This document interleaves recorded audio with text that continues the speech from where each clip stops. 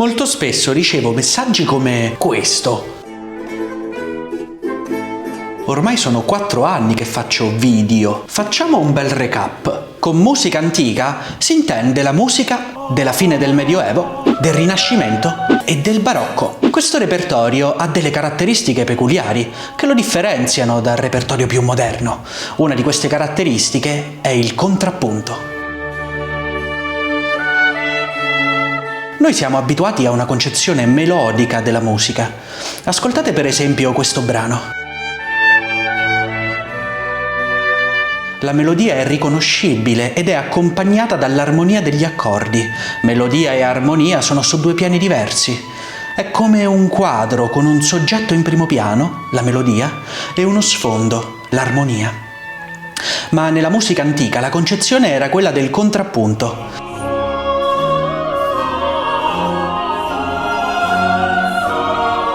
Le voci si sovrapponevano e si legavano insieme, nessuna emergeva sulle altre, ma la bellezza stava nei rapporti interni tra le voci, nel modo in cui si combinavano. Il contrappunto è come un grande soffitto barocco, in cui non c'è una figura in primo piano, ma un gioco di corrispondenze interne, una bellezza diffusa.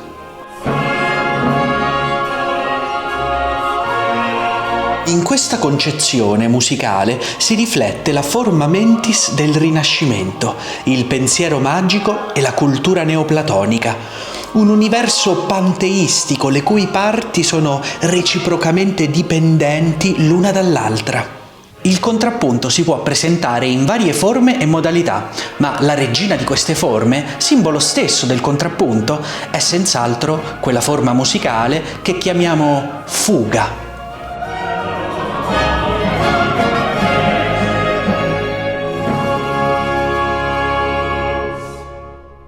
Ehi, ciao! Io sono Francesco, bentornati su Musica Antica for Dummies, uno degli ultimi canali su YouTube a non essere interamente fatto dall'intelligenza artificiale.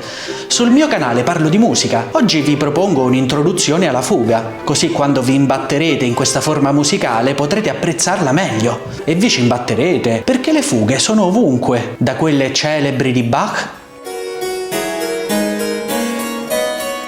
fino alla fuga di Beethoven nella sua 9ª sinfonia, dai fugati nelle opere di Mozart,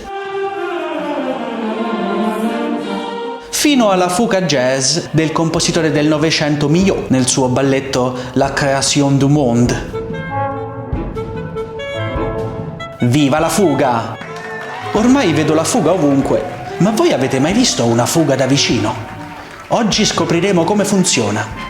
Partiamo da qualcosa di semplice, l'antica canzone francese Frère Jacques, in Italia conosciuta come Fra Martino Campanaro. Frère Jacques.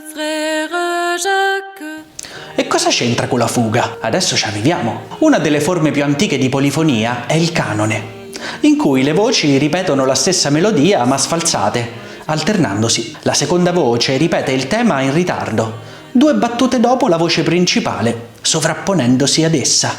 Frère Jacques, frère Jacques, frère Jacques, frère Jacques. Questo procedimento imitativo rudimentale si evolve lungo tutta la musica antica.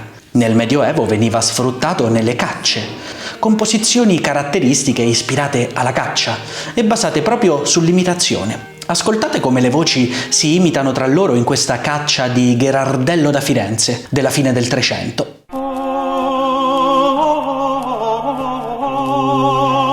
Tosto che l'alba del bel giorno appare, i svegli cacciatori, su, tosto che l'alba del bel giorno. Nel Rinascimento la polifonia vocale affina queste tecniche imitative. Ascoltate questo mottetto di Palestrina della fine del Cinquecento, invece. Notate come le voci anche qui si imitano a vicenda.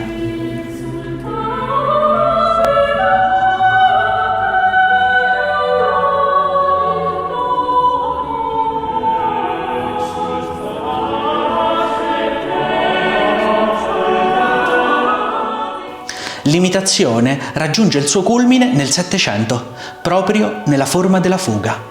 che comprenderemo meglio analizzando alcune fughe tratte dal clavicembalo ben temperato di Bach. Ogni voce in una fuga ha il suo carattere peculiare, sono come dei personaggi distinti che dialogano tra di loro. Tutto inizia con una breve melodia, che chiamiamo il soggetto.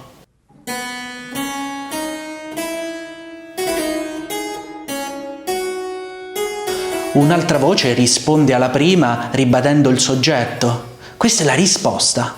Il soggetto è ripetuto sulla dominante. Qui siamo in Do maggiore, la dominante di Do è Sol. Come vedete, la risposta parte proprio da Sol.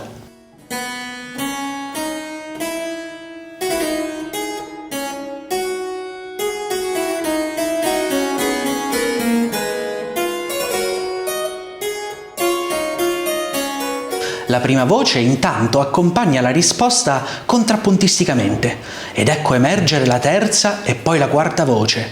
Le voci si legano tra loro creando una tessitura musicale densa e cangiante.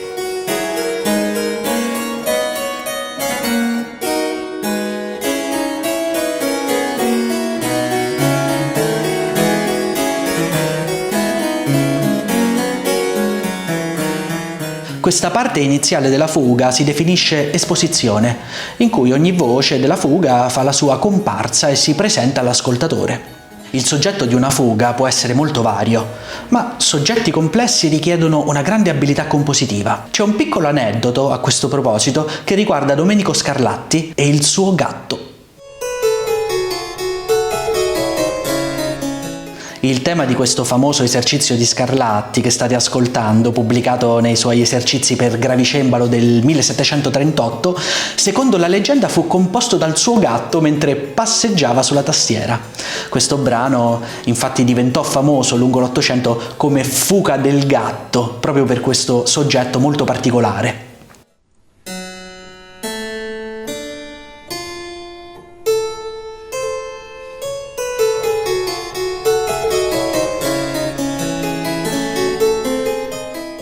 Ma torniamo alla fuga di Bach. La risposta in questa specifica fuga ha gli stessi intervalli del soggetto, è identica al soggetto e si definisce per questo risposta reale, ma la risposta può anche essere leggermente diversa per adattarsi alla tonalità del brano e in questo caso si definisce risposta tonale. Vediamo un esempio.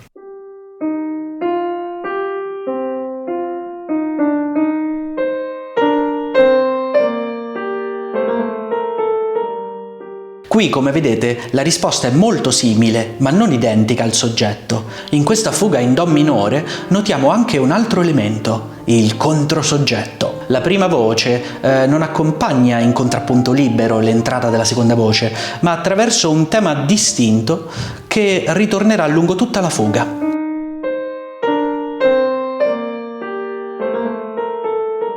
Ma attenzione, non tutte le fughe hanno un controsoggetto. Scommetto che non ci state capendo niente, ma se non altro comprendete il grande fascino della fuga.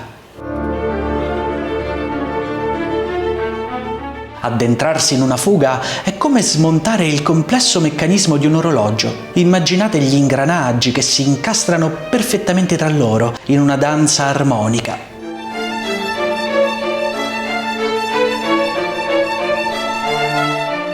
Un ingranaggio tipico della fuga è l'aumentazione. Il soggetto viene ripetuto ma con valori più larghi. Vi ricordate il soggetto di questa fuga in Do minore? Bene, eccolo riproposto con valori larghi, intessuto nel bel mezzo della fuga, quasi fosse un messaggio segreto.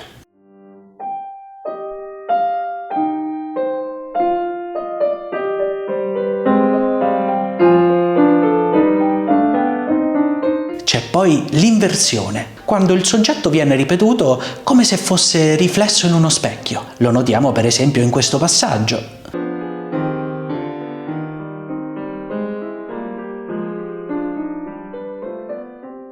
Pensate che Bach, nella sua opera L'arte della fuga, costruisce intere fughe che funzionano anche invertite, riflesse, come in uno specchio. Fughe speculari.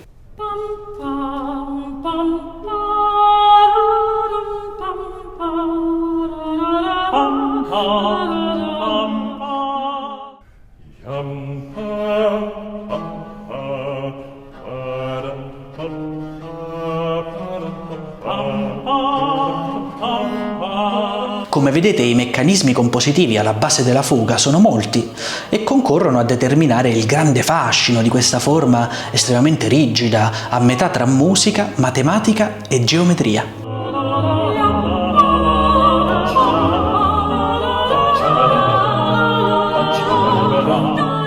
Prima di concludere volevo avvertire tutti che terrò di nuovo il mio spettacolo Perché ascoltare la musica classica? Da Vivaldi a Stravinsky, il 20 e 27 settembre 2025 alla Casa della Cultura Silvio di Francia a Villa de Santis alle ore 18. L'ingresso sarà anche questa volta totalmente gratuito. Trovate tutte le info in descrizione. Saranno 2 serate, la prima dedicata alla musica barocca e la seconda alla musica dell'Ottocento fino alle soglie del Novecento, da Vivaldi a Stravinsky.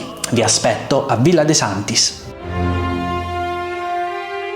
Un'intera composizione basata sui principi che abbiamo elencato può essere definita fuga, ma una fuga può anche essere contenuta in una composizione più ampia, come una sinfonia. In questo caso prende il nome di fugato, una sezione fugata. Accade per esempio nella Sinfonia eroica di Beethoven, nel secondo movimento, la marcia funebre. Improvvisamente ci sentiamo trascinati via da una fuga imperiosa e solenne. Ascoltate le varie entrate del soggetto, riuscite a distinguerle?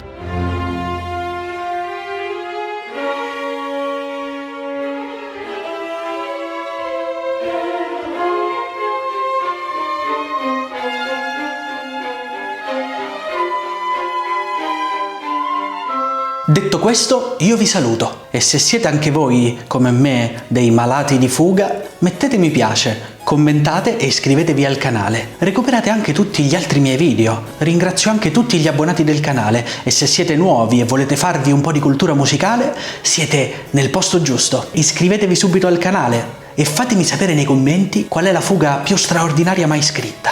Alla prossima, ciao ciao!